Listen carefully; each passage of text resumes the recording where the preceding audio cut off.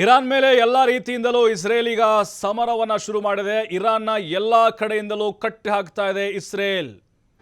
ಖಾನ್ ಯೂನಿಸ್ನಲ್ಲಿರುವಂತಹ ದೊಡ್ಡ ಬಂಕರ್ ಮುಚ್ಚಿದೆ ಇಸ್ರೇಲ್. ಅಷ್ಟು ಸುಲಭವಾಗಿ ಬಿಡಂಗೆ ಕಾಣಿಸಂಗಿಲ್ಲ ಇದು ಇಸ್ರೇಲ್.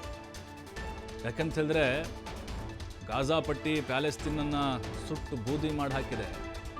ಈಗ ಇರಾನನ್ನು ಕೂಡ ಅದೇ ಲೆಕ್ಕ ಮಾಡಬೇಕಂತ ಅಂದ್ಕೊಂಡಿದ್ದಾರೆ. ಆದರೆ ಅವರು ಪ್ರತಿದಾಳಿಯನ್ನು ಮಾಡ್ತಾನೆ ಇದ್ದಾರೆ. ದೊಡ್ಡ ಬಂಕರನ್ನು ಈಗ ಮುಚ್ಚಿ ಹಾಕಿದೆ.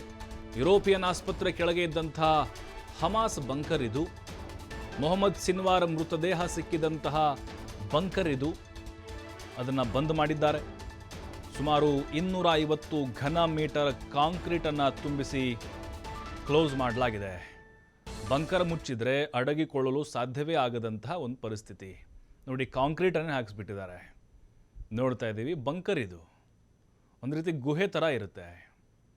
ಯಾವುದೇ ಮಿಸೈಲ್ ಆಗಲಿ, ಬಾಂಬ್ ಆಗಲಿ, ಯಾವುದೇ ಅಟ್ಯಾಕ್ ಮಾಡಿದರೂ ಕೂಡ ಏನೂ ಆಗೋದಿಲ್ಲ. ಅಂತಹ ಪ್ರದೇಶವನ್ನೇ ಟಾರ್ಗೆಟ್ ಮಾಡಿಕೊಂಡು ಈಗ ಇಸ್ರೇಲ್ ಅದನ್ನು ಮುಚ್ಚಿ ಹಾಕಿದೆ. 250 ಘನ ಮೀಟರ್ ಕಾಂಕ್ರೀಟನ್ನು ತುಂಬಿಸಿ ಕ್ಲೋಸ್ ಮಾಡಿಬಿಟ್ಟಿದೆ. ಅಂದರೆ ಈಗ ಈ ಹಮಾಸ್ ಏನಿದ್ದಾರೆ, ಆ ಒಂದು ಸಂಘಟನೆಯವರು, ಮೊಹಮ್ಮದ್ ಸಿನ್ವಾರ್ ಅವನ ಮೃತದೇಹ ಕೂಡ ಇಲ್ಲೇ ಸಿಕ್ಕಿತ್ತು, ಇಲ್ಲೇ ಹೊಡೆದಾಕಿದ್ರು ಅವನ್ನ. ಹಮಾಸ್ನ ಪ್ರಮುಖ ಆಗಿದ್ದ. ಇನ್ನು ಈಗ ಹಮಾಸ್ನ ಉಗ್ರ ಸಂಘಟನೆ ಏನಿದೆ, ಅವರು ಕೂಡ ಇಲ್ಲಿ ಆಶ್ರಯವನ್ನು ಪಡಿತಾ ಇದ್ದರು, ನಿರಂತರವಾಗಿ ಬೆಂಬಲ ಕೂಡ ಕೊಡ್ತಾ ಇದ್ದರು. ಹಾಗಾಗಿನೇ ಅದನ್ನು ಕಂಪ್ಲೀಟಾಗಿ ಈಗ ಕ್ಲೋಸ್ ಮಾಡಿದೆ.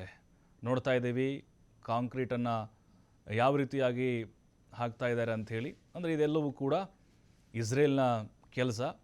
ಯಾವುದೇ ಕಾರಣಕ್ಕೂ ಬದುಕುಳಿಬಾರ್ದು ಅನ್ನೋದು. ಈಗ ಏನೋ ಒಂದು ಅಟ್ಯಾಕನ್ನು ಮಾಡಿದ್ರೆ ಎಲ್ಲರೂ ಸೇಫಾಗಿ ಏನು ಮಾಡ್ತಾರೆ, ಬಂಕರಲ್ಲಿರ್ತೋ ಅಲ್ಲಿ ಹೋಗಿ ಅವಿತುಕೊಂಡು ಕೂತ್ಕೊಳ್ತಾರೆ. ಬಂಕರ್ನೇ ಉಡಿಸ್ ಮಾಡಿಬಿಟ್ರೆ ಅಥವಾ ಅವನ್ನೇ ಕ್ಲೋಸ್ ಮಾಡಿಬಿಟ್ರೆ ಕಥೆ ಮುಗಿಸ್ಬೋದು ಅಂಥೇಳಿ ಅವ್ರ ಲೆಕ್ಕಾಚಾರ.